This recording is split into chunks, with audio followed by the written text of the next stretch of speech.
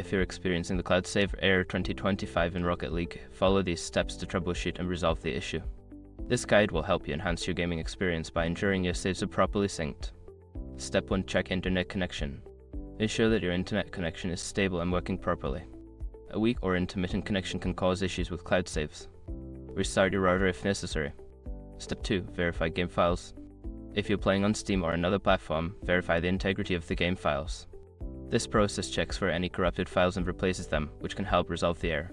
Step 3. Update Rocket League. Make sure that Rocket League is updated to the latest version.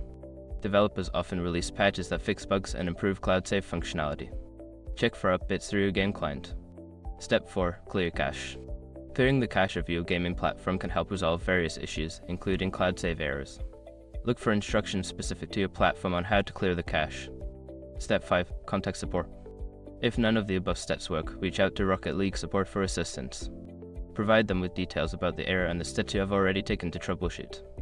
By following these steps, you should be able to resolve the cloud save error and get back to enjoying Rocket League. If the problem persists, don't hesitate to seek further help from the community or official support channels.